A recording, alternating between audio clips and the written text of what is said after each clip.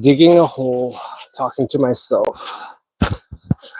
So I wake up, right? Well, actually, no. I go to sleep. And while I'm in bed, getting ready to go to the dream world, if you still have dreams. I saw this thing that said that when you're a kid, you dream a lot. And then as you get older and older, you dream less and less. And so anyways, as I was about to go to sleep, my wife's like, hey, you know, it'd be really great if tomorrow you plant a banana tree. So, boom. Next thing you know, I am planting a banana tree.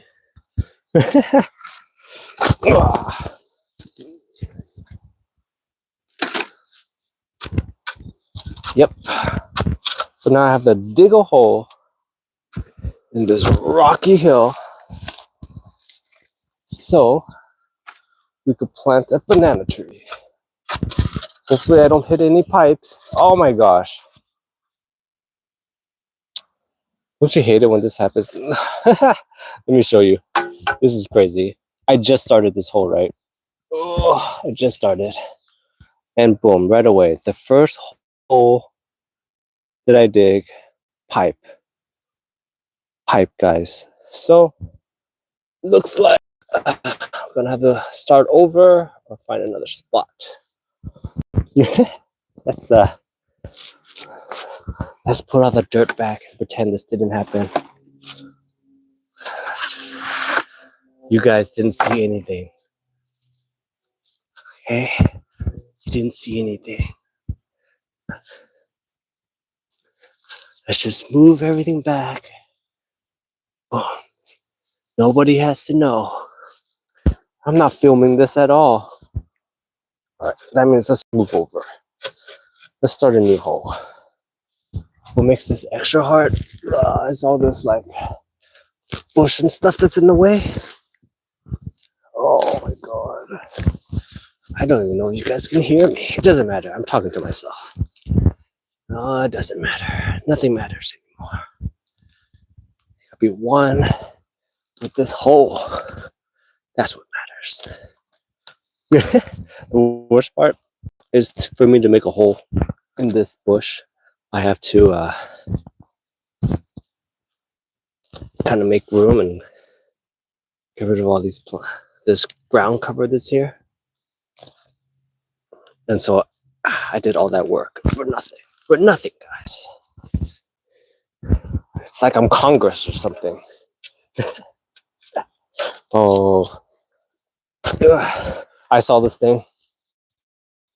They were talking about how this whole Doge experiment makes it seem like Congress is completely useless because one, they're supposed to be in charge of the spending, right?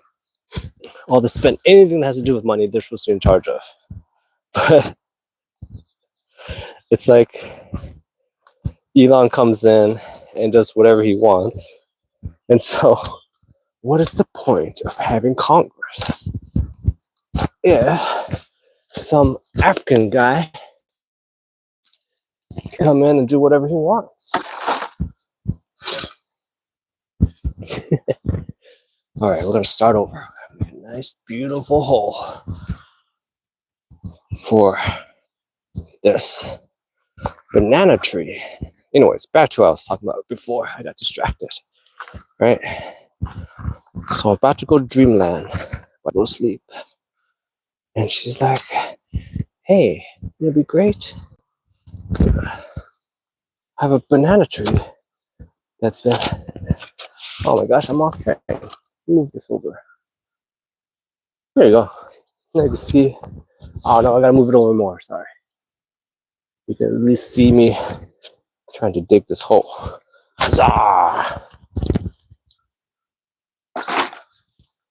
Like, oh no, it still doesn't look good. Let's move it over a little more. That better. There you go. Okay. Yeah, so she's like, hey, dig a hole and put a banana tree. So that's what I'm doing now. That's what I'm spending my Sunday doing. Digging this hole in this rock infested dirt. Oh my god, are you kidding me? How is this even possible?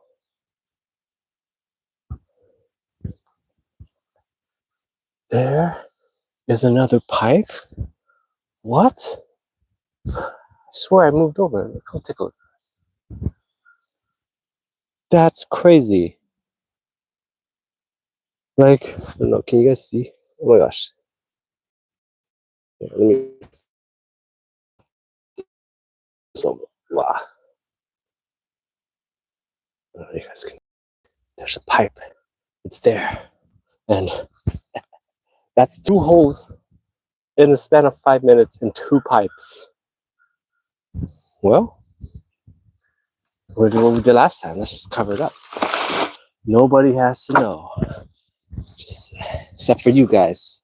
The 3 people that are in here watching me. Dig this hole. Let's cover it back up, guys. Let's move over. Insane. Insane. Alright, we're gonna move over some more. You know what's funny? Now I'm thinking about the whole Zelensky thing with Trump and how that whole thing is exploded, right? And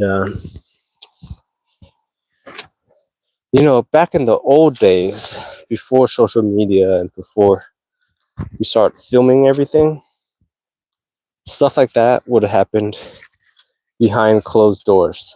You know, you would never know about stuff like that happening. Like, you know, backroom deals and all kinds of stuff like that. But no, we're in the social media age. So everything needs to be filmed and documented. Right? I mean, look at me. I'm digging a hole, talking to myself. Like, everything has to be filmed and documented. So even the presidency has to be filmed and documented. And the other thing I was thinking about is there was the whole meltdown, right? But how much of that meltdown was performative, you know? Because, like, if the camera, sorry, I'm trying to adjust the microphone. If the cameras weren't on, would JD Vance go crazy like that?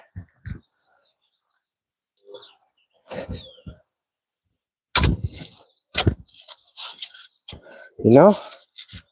And I totally get it. I get it from both sides. The American public, I mean, just America in general, right? We spend so much money over there. Billions and billions of dollars. And who knows what they use it on, right? Who knows where it goes and what they used it on. They just get the money, buy some guns, and whatever, right? And so, makes sense. You have Lindsey Graham. I know he was a big pusher for this. Everyone's saying, hey, Ukraine, you guys have all those rare minerals, precious, precious cell phone making minerals, electric car making minerals. Let's get some of that. Makes sense, you know. Gotta get those minerals, and yeah.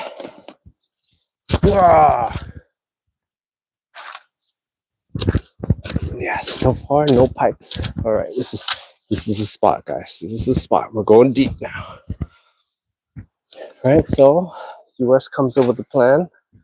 Well, we're not going to give you guys any more aid until you guarantee us a piece of those minerals, because you know what would really suck? You know what would be the worst? We send in all that precious money and we don't get anything out of it. Right? Ukrainian side. Supposedly, the US didn't guarantee that they were going to support Ukraine no matter what happened, even after getting the minerals, right? Totally makes sense. You can't sign over half of your precious minerals if you don't know if you're not getting anything out of it. So I guess both sides. It's just not a good deal. So my thought is, how much of that hold down was performative?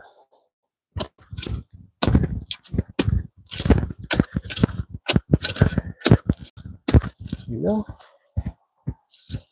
you can't blame Zelensky. He's just doing what he feels is best for his people.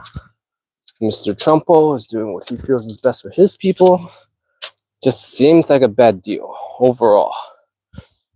50% of your precious minerals for basically a handshake.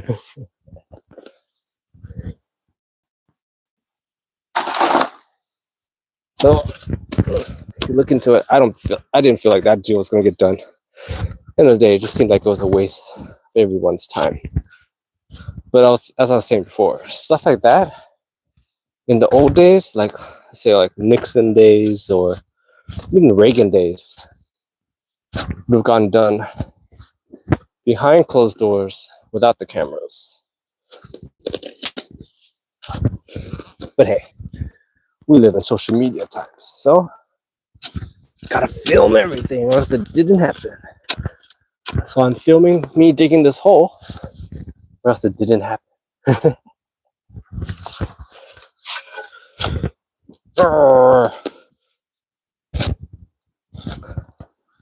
What else did I see? I don't know if you guys watched any of the new basketball games. I haven't watched basketball in a long time. I just start following. I think I do what most people do now. They start watching basketball right at the playoffs. You know, 82 games now. So many of these games are pointless. So many 3-pointers now. I think they were talking about this one game. It was like Golden State Warriors versus Dallas, right? And the score was like close to 200 or whatever. And it was literally threes after three after three after three. It was insane. Like, I don't understand. Like, I understand Golden State, okay? They invented this style. But everyone else copying them makes no sense. Because, like, not every team has a Steph Curry. Even though everyone wants to be Steph Curry, there's only one. Right? And that's his style. Like, whatever happened to, like... Sorry, you're hearing a lot of, like, weird random noise. I'm trying to dig this hole. And excuse me if the phone moves around and you get like bumps and whatnot noise. Anyways, whatever happened to each player having like that's their specialty, right? You know, like Steph, obviously he's like the king of 3-pointer, right? But back in the day, you had like Duncan, who like with the banks, like a geometry wizard. He would just bank every shot in, and that was his trademark thing. And then you had like mid-range assassins like Jordan. That was his thing. You know, Jordan, not a very good three-point shooter, but he can get to the rim or he can get into his spots and just drain shots in. Kind of Kobe too. Kobe also, well, I mean, Kobe kind of copied MJ's game. But yeah, everyone now. You gotta shoot threes. Even centers. Imagine you're like this big ogre guy, and I'm pretty sure going through high school, middle school, whatever, you're just known as this big guy. And they just give you the ball so you can just toss it in real quick. But now, make it to the NBA, and they're like, forget all that. You gotta shoot threes.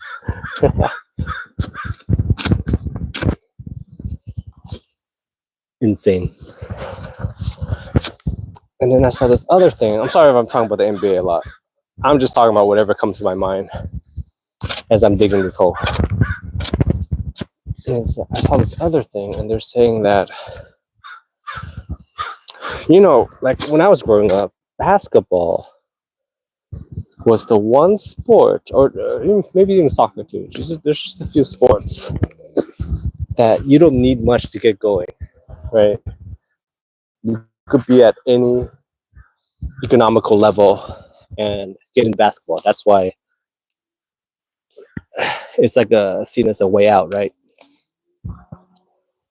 Unlike, let's say, the snow sports, skiing, snowboarding, any of those sports, those winter sports, those sports are seen as you need to have some money, right? Because there's all that gear you need to get. In basketball, it's literally a ball and a hoop. And back then, you know, they used to use like milk carton crates or whatever just to practice on. These days,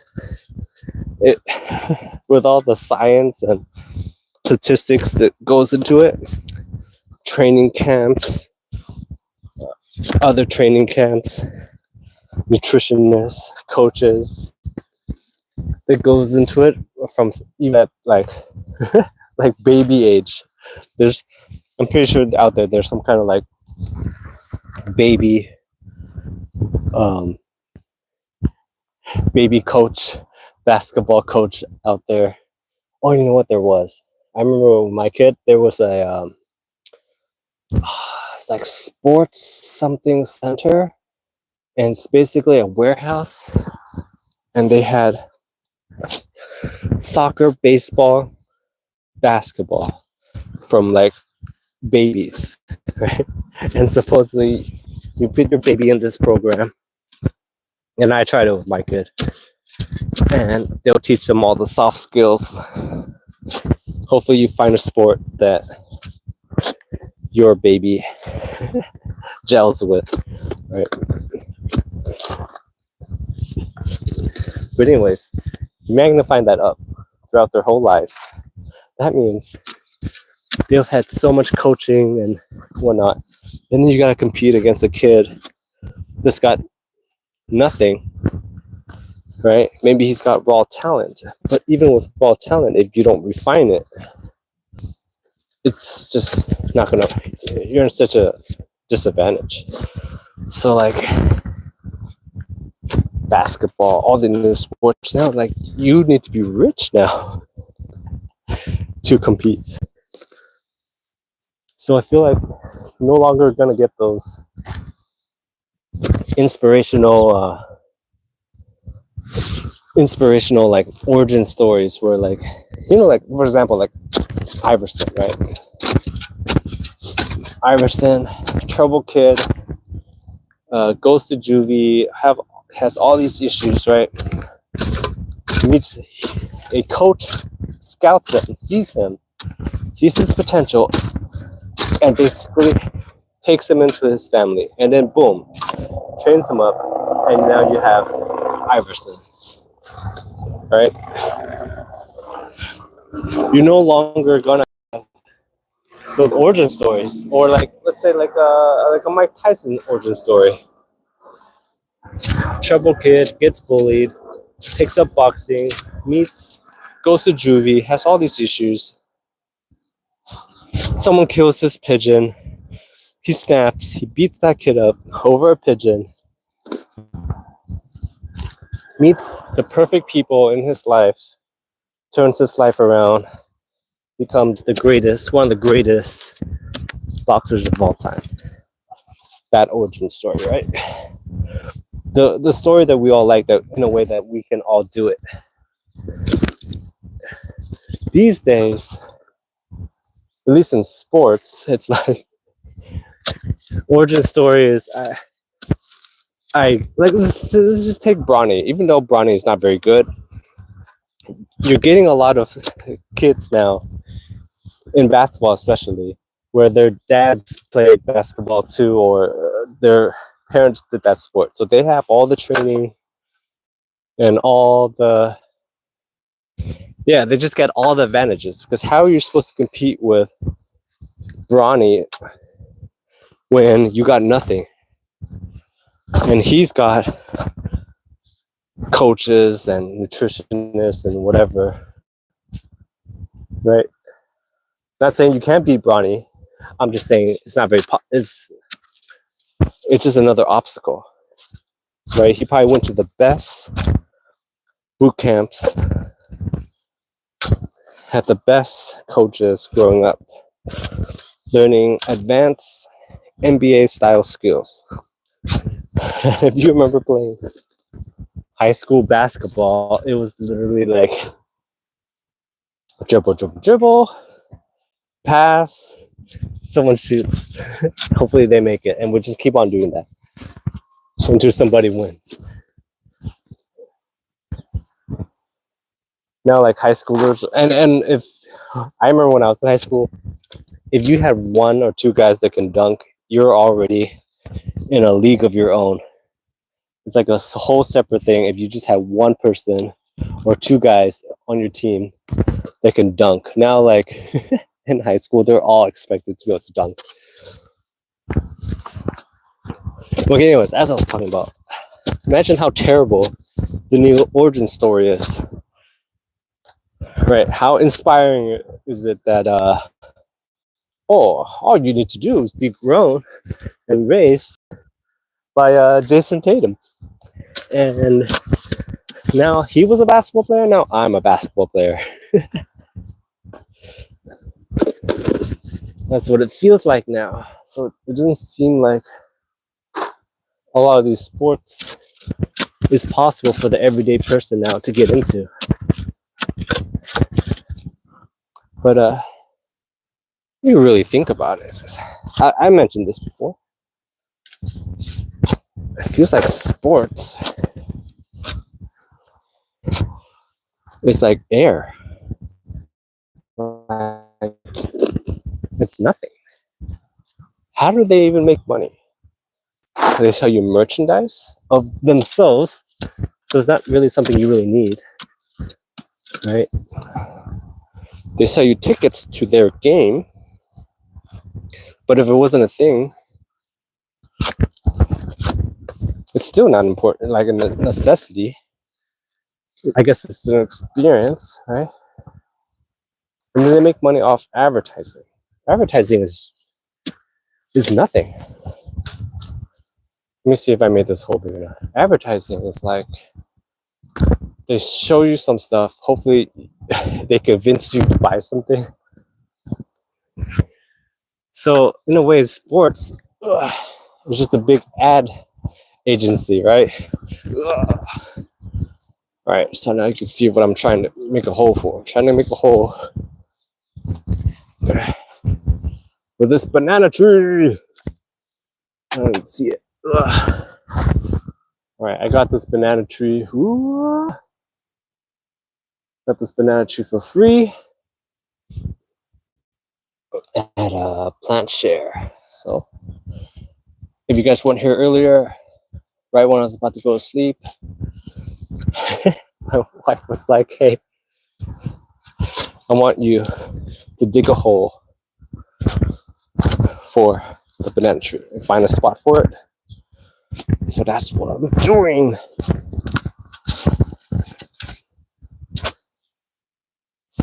Dig.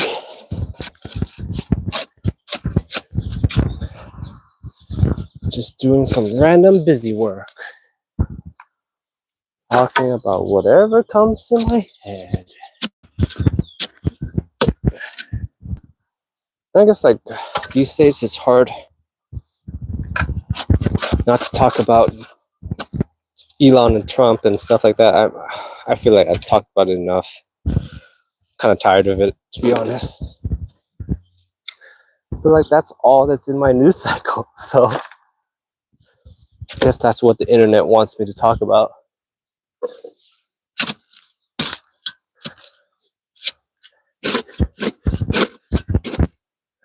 Yeah, but as I was saying before, that whole situation really proves to you that Congress is completely useless, because it seems like they have the power to stop it, but they don't. And it seems like that's their job all the time. It's like to not do something. Or if they do something, it doesn't really get done. Like I remember in California, right? And this is something that I'm in California. This is something that everyone wanted. No more daylight savings, right? Everyone in California voted for it. It passed. No more daylight savings. Daylight savings is something that was made for like, I don't know what generation it was made for. Back in when the kids had, when they had child labor, right? That's what daylight savings is for. And we don't do that anymore. Oh my gosh, this is so hard. But we still have daylight savings. So in California, they're like, and us in California, like, hey, most of us don't do farm work. No. All right, sorry. Gotta go.